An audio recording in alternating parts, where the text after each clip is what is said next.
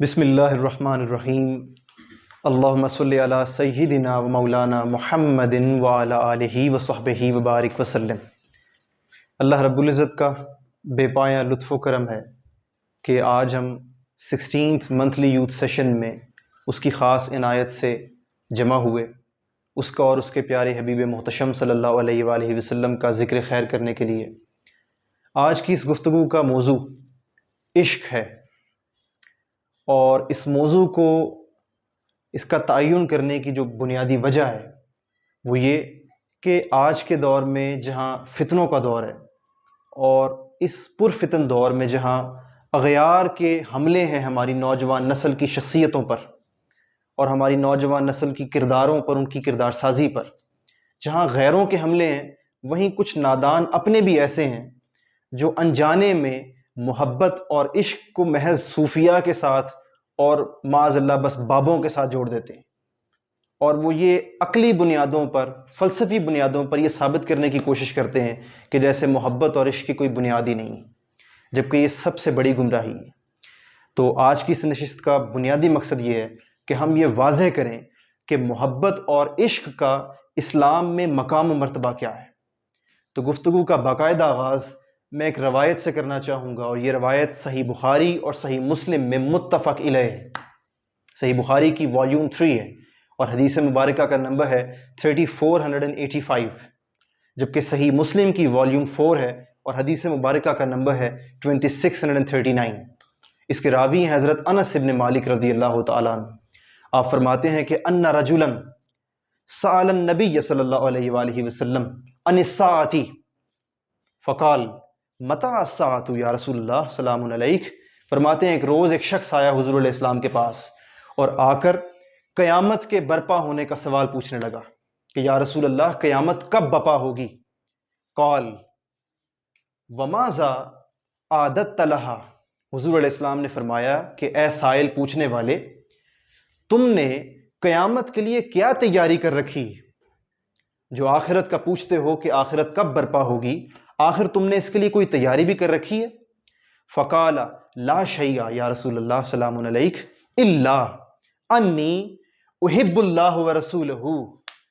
کہتا ہے یا رسول اللہ قیامت کے لیے تو میں نے کوئی تیاری نہیں کی، اعمال تو میرے پلے کچھ نہیں ہے، ہاں ایک بات ضرور ہے، انی احب اللہ ورسولہ، کہ میں اللہ اور آپ سے بڑی محبت کرتا ہوں یا رسول اللہ سلام علیک۔ اس سائل کا یہ جواب سن کر آقا علیہ السلام فرمانے لگے فقال انت مع من احببت۔ اے سائل فقط بس اب یہ تم سن لو کہ تم جس سے محبت کرتے ہو روز محشر بھی تمہیں اسی کا ساتھ نصیب ہوگا۔ وہ جواب یہ دیتا ہے کہ یا رسول اللہ آخرت کے لیے تیاری کچھ نہیں کی اعمال کی بنیاد پر، بس اللہ اور آپ کی محبت ہی ہے میرے پلے۔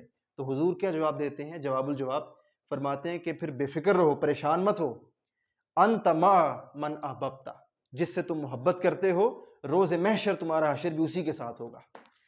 اب اس موقع پر راوی فرماتے ہیں قال انس رضی اللہ تعالی عنہ فما فرحنا بشیء فرحنا بقول النبی صلی اللہ علیہ وآلہ وسلم انت مع من احببت۔ فرماتے ہیں کہ ہم جو صحابہ کرام وہاں موجود تھے، ہمیں زندگی بھر کسی جملے کو سن کر اتنی خوشی نہیں ہوئی جتنا یہ جملہ حضور علیہ السلام کا سن کر خوشی ہوئی کہ ہم جس سے محبت رکھتے ہیں قیامت کے دن ہمارا ساتھ بھی اسی کے ساتھ ہوگا، ہمارا حشر بھی اسی کے ساتھ ہوگا۔ تو حضرت انس بن مالک فرماتے ہیں کہ میں بھی اللہ اور اس کے حبیب سے محبت کرتا ہوں، حضرت ابو بکر حضرت عمر سے محبت کرتا ہوں، حضرت عثمان و علی سے محبت کرتا ہوں، اگرچہ میرے اعمال ان کے اعمال جیسے تو نہیں ہیں، مگر چونکہ آقا نے فرما دیا ہے، سند دے دیا ہے کہ انت مع من احببت، جس کے ساتھ تم دنیا میں محبت کرتے ہوگے آخرت میں بھی تم اسی کے ساتھ ہوگے۔ تو یہ سن کر اب مجھے یقین ہو چلا ہے کہ مجھے بھی حضور علیہ السلام اور خلفائے راشدین کی معیت نصیب ہوگی، صحبت نصیب ہوگی۔ سو یہ ہے مقام جو محبت سے ملا کرتا ہے۔ اب محبت در حقیقت وابستگی، لگاؤ اور اٹیچمنٹ اور اپنائیت کے جذبے کی ابتدا کو کہتے ہیں۔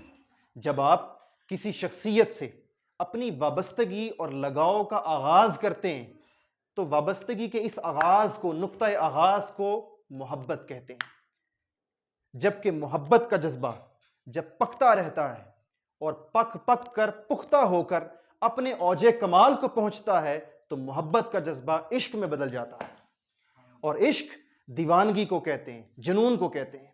ابھی آپ غور کیجئے کہ حضور علیہ السلام نے محبت کا یہ صلہ بتایا ہے، محبت پر یہ اجر بتایا ہے، اور محبت کا یہ ریوارڈ بتایا ہے کہ محبت سے کیا ملے گا۔ روز محشر جس سے محبت کرتے ہوگے اس کا ساتھ نصیب ہوگا۔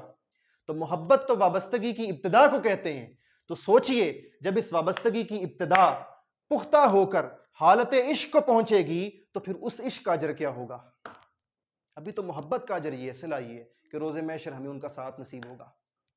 اسی لیے تمام پیغمبر، آپ تاریخ اٹھا کر دیکھ لیجئے، تمام پیغمبر جب آپ ان کی بایوگرافی پڑھتے ہیں، ان کی سوانح عمری پڑھتے ہیں، ان کی شخصیتوں کے حال جانتے ہیں، تو آپ کو پتہ چلتا ہے کہ ہر پیغمبر اپنے اپنے دور کے سب سے بڑے عاشق ہوا کرتے تھے، عاشق باللہ ہوا کرتے تھے۔ یہاں پر میں حضرت ابراہیم علیہ السلام کی ایک روایت آپ سے شیئر کرنا چاہوں گا۔ جد الانبیاء حضرت ابراہیم علیہ السلام، سیدی بابا فرید الدین گنج شکر اپنی کتاب اسرار الاولیاء میں اس روایت کو کوٹ کرتے ہیں، اور علامہ جامی، آج سے پرانے دور کے علامہ جامی مولا روم علامہ جامی، وہ بھی اس روایت کو اپنی کتاب میں کوٹ کرتے ہیں۔ واقعہ کچھ یوں ہے کہ حضرت ابراہیم علیہ السلام کے پاس 1000 بکریوں کا ریوڑ تھا۔ کتنی؟ 1000 بکریوں کا ریوڑ تھا۔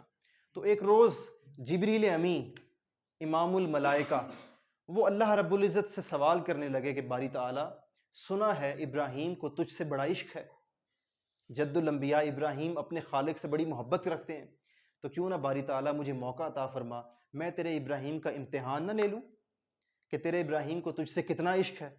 تو اللہ رب العزت نے فرمایا جبریل امی، یہ بھی بھلا کوئی پوچھنے کی بات ہے، جا کر امتحان لے لو۔ ابراہیم علیہ السلام کا امتحان لینے کے لیے، ان کے عشق کا اور ان کی محبت فی اللہ کا امتحان لینے کے لیے جبریل امی بشری صورت میں، انسانی صورت میں زمین پر تشریف لاتے ہیں اور انسان بن کر ابراہیم علیہ السلام کے پاس آتے ہیں۔ ابراہیم علیہ السلام ڈیلی بیسس کی بنیاد پر اپنی بکریوں کو چرا رہے ہوتے ہیں، اس روز بھی چرا رہے ہوتے ہیں، تو جبریل امی آ کر انسانی صورت میں اللہ اکبر کا نعرہ لاپتے ہیں، بڑے ترنم بھرے انداز میں، اللہ اکبر۔ جب ترنم بھرے انداز میں اللہ اکبر کا نعرہ لاپتے ہیں تو ابراہیم علیہ السلام کو بھول جاتا ہے کہ وہ بکریوں کو چرا رہے ہیں یا کیا کر رہے ہیں۔ وہ فوراً اس انسان کے پاس جاتے ہیں جو جبریل امی ہے، انسانی صورت میں آئے، اس کے پاس جا کر کہتے ہیں کہ میرے دوست، تم نے میرے رب کا نام لیا ہے، تم نے میرے محبوب کا نام جپا ہے، تو ایک دفعہ اور تو میرے محبوب کا نام لے دو۔ تو حضرت جبریل امی کہتے ہیں کہ اے ابراہیم، پہلی دفعہ جو میں نے اللہ اکبر کا نعرہ الاپا تھا وہ تو اپنی مرضی سے بولا تھا، اب جو آپ کی مرضی سے آپ کے محبوب کا نام لوں تو بدلے میں کیا دو گے؟ ابراہیم علیہ السلام فرماتے ہیں کہ میرے پاس 1000 بکریاں ہیں، یوں کرو 500 بکریاں تم لے جاؤ، یعنی آدھا ریوڑ لے لو، بس مجھے میرے محبوب کا نام سنا دو۔ جبریل امی پھر 500 بکریاں لے کر نعرہ نغمہ لاپتے ہیں، اللہ اکبر۔ جب نعرہ لاپتے ہیں ابراہیم علیہ السلام غشی اور وجد میں آ کر گر پڑتے ہیں۔ جبریل امی 500 بکریاں لے جا رہے ہوتے ہیں، ابراہیم علیہ السلام کو ادھر ہوش آتا ہے، پھر پلکتے ہیں، جب پڑھتے ہیں ان کی طرف جاتے ہیں اور جا کر ان سے پھر ریکویسٹ کرتے ہیں کہ اے جبریل، یعنی اس وقت وہ انسانی صورت میں ہے نا، کہ اے میرے دوست، ایک بار اور میرے محبوب کا نام لے دو۔ پھر ان کی طرف جاتے ہیں تو اب وہ فرماتے ہیں کہ پہلی دفعہ جو میں نے نام لیا آپ نے 500 بکریاں دیں، اب دوبارہ جو نام لوں تو اب کیا دو گے؟ تو آپ فرماتے ہیں جو میری رہ گئی ہیں 500 بکریاں یہ بھی لے جانا، بس مجھے میرے محبوب یار کا ایک دفعہ نام ترنم بھرے انداز میں سنا دو۔ آپ پھر اللہ اکبر کا نعرہ لاپتے ہیں، پھر ابراہیم علیہ السلام غشی اور وجد کی حالت میں گر پڑتے ہیں۔ جب دوبارہ ہوش آتا ہے، جبریل امی ابراہیم علیہ السلام کی ساری بکریاں، 1000 بکریوں کا ریوڑ وہ لے جا رہے ہوتے ہیں۔ ابراہیم علیہ السلام پھر لپکتے ہیں ان کی طرف اور دوڑتے ہوئے ان کو روکتے ہیں، کہتے ہیں میرے دوست، ایک بار اور میرے محبوب کا نام لے دو۔ اب جبریل امی پوچھتے ہیں کہ اے ابراہیم، سارا کچھ تو دے چکے ہو، 1000 بکریاں تھی تمہارے پاس، ہزاروں بکریاں تو تم نے دے دیں، اب تمہارے پاس ہے کیا دینے کو؟ کہتے ہیں بس میرے محبوب کا ایک دفعہ نام نغمہ الاپ دو۔ پہلے تو تم نے 1000 بکریاں لے لیں، ان 1000 بکریوں کو چرانے کے لیے کوئی چرواہا بھی تو چاہیے ہوگا نا، تو اب کی بار نغمہ الاپو، مجھے چرواہا بنا کر لے جاؤ، مجھے غلام بنا کر، نوکر بنا کر لے جاؤ، بس مجھے اللہ اکبر کا نغمہ محبت، نغمہ عشق وہ الاپ کر سنا دو۔ تو یہ ابراہیم علیہ السلام کے عشق کی کیفیت تھی، یہ وہ عشق تھا جس نے ابراہیم علیہ السلام کو آگ میں ڈال دیا، مگر ابراہیم علیہ السلام کا ایمان متزلزل نہ ہو سکا۔ وہ عشق کی بدولت ممکن تھا۔ یہ وہی عشق تھا جس نے سیدنا امام حسین علیہ السلام کا سر انور نیزے پر چڑھا دیا، مگر سیدنا امام حسین علیہ السلام کے پائے میں لغزش نہ آ سکی، ان کے استقامت میں لغزش نہ آ سکی۔ یہ وہی عشق تھا۔ پھر اسی طرح ایک اور پیغمبر کی میں یہاں پر بات کرتا چلوں، حضرت ایوب علیہ السلام۔ ان کا انوکھا عشق آپ سنیے، آپ لرز جائیں گے کہ کیا عشق کی کیفیت تھی۔ حضرت ایوب علیہ السلام کو 18 برس تک سکن ڈیزیز لاحق رہی، آپ کا پورا جسم زخموں سے چھلنی ہو چکا تھا، آپ کے جسم میں سوائے آنکھوں کے کوئی جگہ باقی نہ بچی تھی، ہر طرف زخم ہی زخم تھے، اور 18 برس آپ نے اس کیفیت میں گزارے، اس مرض میں مبتلا ہو کر گزارے۔ مگر 18 برس کے بعد آپ کے صبر عظیم کو دیکھ کر آپ کے خالق نے جب آپ کو شفا یاب فرما دیا، تو شفا یاب ہونے کے بعد آپ ہی کے ایک قریبی رفیق، آپ کے ساتھی، آپ کی صحبت میں بیٹھنے والے، آپ کے رفیق خاص آپ سے ایک روز پوچھنے لگے کہ یا حضرت ایوب سلام علیک، یہ تو بتلائیے کہ 18 برس تکلیف میں اور آزمائش میں بسر کیے ہیں، اب آپ کو شفا مل گئی ہے، اب کیسا محسوس کر رہے ہیں؟ آپ جواب دیتے ہیں کہ شفا مل گئی ہے، اس پر اللہ کا شکر ادا کرتا ہوں، کیونکہ صحت اللہ کی نعمت ہے، مگر 18 برس جو مجھے سرور اور کیفیت ملتی رہی، اب وہ مجھے میسر نہیں۔ یہ سن کر وہ سوال پوچھنے والا حیران ہو جاتا ہے، کہتا ہے حضرت ایوب 18 برس آپ نے تکلیف میں گزارے، زخموں سے چور چور ہو کر گزارے، پھر بھی آپ کہتے ہیں کہ 18 برسوں میں مجھے سرور ملا، وہ اب نہیں ملتا۔ اب یہاں سے آپ کو سمجھ آئے گی کہ عاشق کا سوچنے کا انداز جدا ہوتا ہے ایک عام انسان سے، اس کی بولی جدا ہوتی ہے۔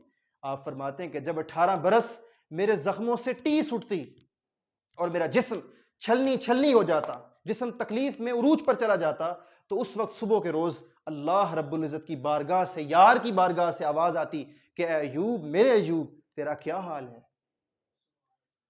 اور پھر جب شام کو زخموں سے چور ہو جاتا، تکلیف اپنی کمال پر پہنچتی، پھر مولا کی بارگاہ سے آواز آتی کہ اے میرے ایوب، تیرا کیا حال ہے؟ تو وہ 18 برس میرے محبوب کا مجھ سے صبح و شام پوچھنا کہ اے میرے ایوب تیرا کیا حال ہے، وہ پوچھنا یار کا اتنا سرور دیتا، اتنی کیفیت نوازتا، وہ کیفیت ڈیولپ ہو جاتی میری، وہ اب مجھے میسر نہیں۔ اب وہ یار کا پوچھنا چلا گیا، اب وہ یار کا پوچھنا نہیں، چونکہ اب تو صحت یاب ہو چکا ہوں۔ تو جب عشق ہو جاتا ہے، محبت وابستگی کا آغاز ہے، اور جب یہ وابستگی کا آغاز، لگاؤ اور اٹیچمنٹ اور اپنائیت عروج پر پہنچتی ہے، تو عشق میں بدلتی ہے۔ جو میں نے بھی آپ کو مثالیں دی پیغمبروں کی، یہ عشق کے مقام پر فائز تھے، اور آپ ان کی حالتیں دیکھ لیں، ان کے احوال دیکھ لیں کہ ان کے احوال بھی منفرد ہیں، عام عوام سے نرالے ہیں اور منفرد ہیں۔ اب یہاں پر جب میں آپ کو بات بتا رہا ہوں کہ جب بندہ مومن محبت کی وادیوں سے ہوتا ہوتا عشق میں داخل ہو جاتا ہے، تو اس کی سوچنے کی جو آپ سے کہہ لیجئے سمت ہے وہ بدل جاتی ہے، وہ عام بندوں کی طرح نہیں سوچتا۔ اس پر علامہ اقبال نے ایک بڑا خوبصورت اشعار، کچھ ارشاد فرمائے ہیں مجنوں سے متعلق، وہ میں یہاں پر کوٹ کرتا چلوں۔ علامہ اقبال فرماتے ہیں کہ پائے سگ بوسیدہ مجنوں، خلق گفتہ اینچ بو، گفت گاہے گاہے این در کوے لیلا بود۔ آپ فرماتے ہیں کہ مجنوں کو کسی نے کتے کے قدم چومتے دیکھ لیا، پائے سگ بوسیدہ مجنوں، خلق گفتہ اینچ بو، خلق پوچھنے لگی، دیکھنے والے پوچھنے لگے اے مجنوں پاگل ہو گئے ہو، کیا کرتے ہو، کتے کے پاؤں چومتے ہو؟ مجنوں کہنے لگا گفت گاہے گاہے این در کوے لیلا رفتہ بو، کہنے لگا کہ پاگل میں نہیں، پاگل تم ہو چلے ہو، میں نے دیکھا ہے، گفت گاہے گاہے، کہنے لگا میں نے دیکھا ہے اس کتے کو، یہ کبھی کبھی لیلا کی گلی سے گزرتا ہے، تو میں چومتا تو اس کے قدم ہوں، مگر دھیان میں لیلا کی گلی کا رکھتا ہوں۔ تو یار سے جب وابستگی ہو جائے اور وابستگی اس نہج پر پہنچ جائے کہ وہ عشق میں بدل جائے، تو پھر آپ کے سوچنے کا انداز بدل جاتا ہے۔ پھر یہی عشق ہے جو آپ کو کتے کے پاؤں بھی چماتا ہے، اور یہی عشق پھر اس سے بڑھ کر آگے کیا کراتا ہے، یہ پردے اٹھا دیتا ہے۔ اب اپنی گفتگو کے ہم دوسرے مرحلے میں داخل ہونے جا رہے ہیں، اور یہ دلچسپ مرحلہ ہے۔ عشق کیا کرتا ہے؟ عشق پردے اٹھا دیتا ہے، عشق جلوہ یار دکھا دیتا ہے۔ کیسے دکھاتا ہے عشق؟ اس کی میں علامہ اقبال سے ایک اور آپ کو کوٹیشن یہاں پر دینا چاہوں گا۔ علامہ اقبال نے بو علی اور مولا روم کا موازنہ کیا۔ بو علی اور مولا روم یہ ایک ہی دور کے، اور بو علی اس دور کے بہت بڑے فلسفی تھے، بہت بڑے عالم فاضل مولوی صاحب تھے۔ تو علامہ اقبال فرماتے ہیں کہ بو علی اندر غبار ناکہ گم، بو علی اندر غبار ناکگم دست رومی چادر محمل گرفت. ہوا کچھ یوں، علامہ اقبال فرماتے ہیں کہ دونوں کے شیخ ایک ہی تھے، دونوں کے محبوب ایک ہی تھے، دونوں کے مربی ایک تھے، گائیڈ کرنے والے ایک ہی تھے. بو علی کے بھی وہی شیخ تھے اور مولا روم کے بھی وہی شیخ تھے. دونوں کو خبر ہوئی کہ ہمارے شیخ آ رہے ہیں، تشریف لا رہے ہیں. اونٹنی کے کجاوے پر بیٹھ کر دونوں لپکے، دونوں دوڑے. ادھر سے بو علی دوڑا، ادھر سے مولا روم دوڑے. دونوں تشریف لے کر گئے، مگر جب قریب پہنچے تو بو علی نے ہاتھ بڑھانا چاہا شیخ کو دیکھنے کے لیے. چادر تھی شیخ نے اڑی ہوئی، تو بو علی نے چادر اتارنا چاہی کہ میں اپنے شیخ، اپنے محبوب کا جلوہ تک سکوں، دیدار کر سکوں. تو اقبال نے جواب دیا کہ بو علی اندر غبار نا کہ گم. شیخ نے جواب دیا بو علی تم بڑے فلسفی بنے پھرتے ہو، تم بڑی عقلی دلیلیں دیتے پھرتے ہو، لوگوں سے بڑے مناظرے کرتے ہو دین پر، تم ابھی عقل کی وادی میں گم ہو. اور جو عقل کی وادی میں رہ جاتے ہیں وہ محبوب کا جلوہ نہیں دیکھتے، وہ محبوب کی اونٹنی کی گرد پاتے ہیں. بو علی اندر غبار نا کا گم، تو ابھی میری اونٹنی کی گرد پا بو علی، شیخ فرماتے ہیں. اور مولا روم تم چونکہ تم بھی کسی زمانے میں مولوی ہوا کرتے تھے، تم بھی مناظرے کیا کرتے تھے، مگر اب تم عقل کی وادی سے گزر کر عشق کی وادی میں آ چکے ہو، مولا روم بن چکے ہو. اب تمہیں چادر دے دیتے ہیں، تم چادر اتارو، پردہ اٹھاؤ اور اپنے یار کا جلوہ دیکھو. دست رومی چادر محمل گرفت، تمہاری گرفت میں دیے دیتے ہیں. سو عقل والے گرد پاتے ہیں، اور جو عقل سے آگے بڑھ کر عشق میں چلے جاتے ہیں وہ جلوہ یار پاتے ہیں. یہ فضیلت ہے. اور پھر جلوہ یار اس قدر نصیب ہوتا ہے کہ مصر کے ایک بہت بڑے جید شیخ گزرے ہیں، شیخ ابو العباس مرسی.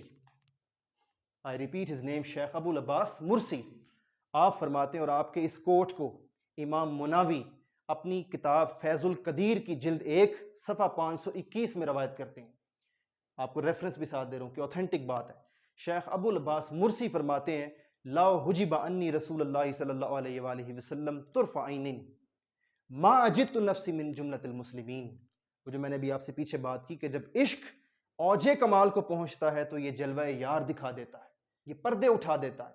اور پردے صرف ایسے نہیں کہ روٹین میں، پردے اس حد تک اٹھاتا ہے کہ شیخ ابو العباس مرسی فرماتے ہیں کہ آقا علیہ السلام کی بارگاہ سے مجھ پر اتنی کرم نوازی ہے، مجھ بندہ فقیر پر اتنی کرم نوازی ہے کہ حضور علیہ السلام کا چہرہ انور ہر روز، ہر ساتھ، ہر گھڑی میری آنکھوں کے سامنے رہتا ہے. اور جس گھڑی حضور علیہ السلام کا چہرہ انور میری نظروں سے اوجھل ہو جائے، ما نجدت نفسی مسلمین، میں خود کو مسلمان نہیں سمجھتا. یہ شیخ ابو العباس مرسی جیسے عاشقوں کا حال تھا. عشق آپ کو اس مقام تک لے جاتا ہے، عشق آپ کو عوام الناس سے منفرد کر دیتا ہے، عشق آپ کو اپنے مولا اور اپنے محبوب سے ملا دیتا ہے. اور عشق کی وہ شے ہے جو آپ کی زبانیں بند کر دیتا ہے. اقبال نے فرمایا عقل کو تنقید سے فرصت نہیں.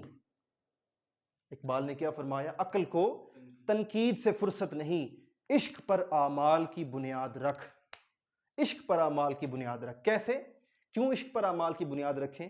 اب گفتگو کو میں وائنڈ اپ کرنے کی طرف لے جا رہا ہوں. سورہ یوسف پڑھیے. سورہ یوسف قرآن مجید کا 12th چیپٹر ہے، اس کی ورس نمبر 31 پڑھیے. آپ کو عشق کا وہ سرور نصیب ہوگا کہ آپ خود پہچان لیں گے کہ عشق کی وادی ہوتی کیسی ہے. جب زلیخا گمراہ ہو گئی، بہکی کچھ لمحے کے لیے، تو آپ کو خبر ہے کہ زنان مصر، جو مصر کے لوگ تھے خاص کر خواتین، انہوں نے تانا زنی شروع کر دی، تان و تشنی کی کہ اے زلیخا تم بادشاہ مصر کی بیگم ہو کر ایک غلام پر عاشق ہو گئی. اب وہ بڑی پریشان ہوئی زلیخا کہ میں کیا کروں، روز بروز تان و تشنی بڑھتی چلی جا رہی ہے، آخر اس کا حل کیا نکلے. خوش قسمت تھی زلیخا کہ کسی عاشق کے پاس پہنچ گئی حل دریافت کرنے کے لیے.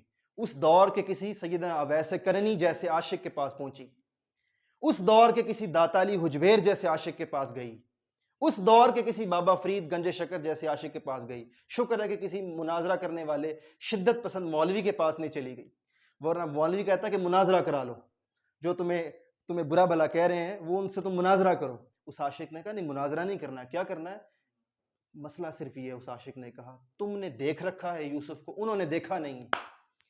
جو باتیں کرتی ہیں، جو تانا دیتی ہیں تمہیں، وہ تانا اس لیے دیتی ہیں، ان کی زبانیں اس لیے کھلی ہوئی ہیں گز گز بھر، چونکہ انہوں نے جلوہ یار تکا نہیں ہے. تم نے دیکھ لیا ہے، تم فدا ہو گئی ہو، ایک دفعہ ان کو بھی جلوہ یار دکھا دو، ان کی زبانیں بھی بند ہو جائیں گی. یہ عاشقوں کا طریقہ کار ہوتا ہے. وہی ہوا. زلیخا نے کیا کیا آپ سب کو خبر ہے، قرآن مجید میں سورہ یوسف میں اللہ ارشاد فرماتا ہے کہ اس نے خواتین کو اپنے گھر بلایا، ہاتھوں میں سیب دے دیے، چھریاں دے دی، اور حضرت یوسف علیہ السلام سے منت سماجت کی کہ یوسف ایک گھڑی بس اپنی ایک جھلک دکھا دے ان کو تاکہ ان کی زبانیں بند ہو جائیں. کسی عاشق نے مجھے یہ حل بتایا ہے. تو حضرت یوسف علیہ السلام جو ان کے سامنے آئے، تشریف لائے، تو خواتین نے کیا کیا؟ خواتین اس قدر مدہوش ہو گئیں، بے ساختہ ہو گئیں کہ ان کی چھریاں چل گئیں، سیب گر گئے ہاتھوں سے، سیب گر گئے، چھریاں چل گئیں، انگلیاں کٹ گئیں، اور ان کو خبر نہ ہوئی کہ چھریوں سے انگلیاں کٹ رہی ہیں کہ سیب کٹ رہے ہیں. اور کہنے لگیں کل نا، قرآن مجید سورہ یوسف آیت نمبر 31، کہنے لگیں کل نا ہاشا للہ ما ھذا بشرا، اللہ کی پناہ، ہاشا للہ ما ھذا بشرا، یہ تو کوئی بشر دکھائی نہیں دیتا، یہ تو انسان محسوس ہی نہیں ہوتا. اور اس روز زنان مصر نے جو جلوہ یوسف کو ایک جھلک تکا، پھر ہمیشہ کے لیے زبانیں بند ہو گئیں. تو اسی لیے اقبال نے فرمایا کہ عقل کو تنقید سے فرصت نہیں.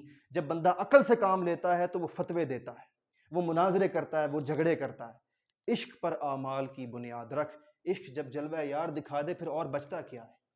جب محبوب کے قریب لے جائے عشق تو پیچھے رہ کیا گیا؟ جو زندگی کا ہمارا مقصد ہے وہی پورا ہو جاتا ہے.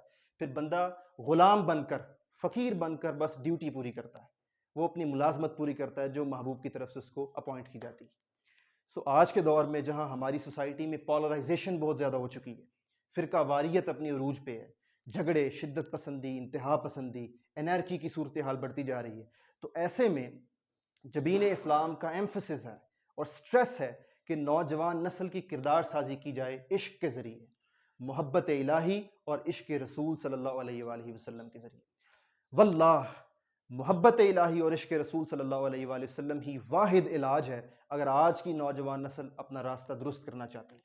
آپ میری یہ بات لکھ کر رکھ لیں، اگر ہم نے آج بھی وقت ہے، آج بھی خود کا راستہ نہ بدلا اور محبت الہی اور عشق رسول صلی اللہ علیہ وآلہ وسلم کی راہ پر خود کو گامزن نہ کیا تو ہماری حالت بڑی بری ہوگی.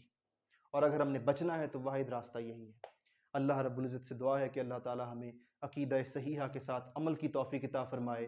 گفتگو کے آخر پر میں جبین اسلام کے ٹیم ممبرز کا شکر گزار ہوں اور باقی تمام احباب کا بھی شکر گزار ہوں کہ آپ لوگوں نے آج 16th منتھلی یوتھ سیشن کے لیے ٹائم نکالا.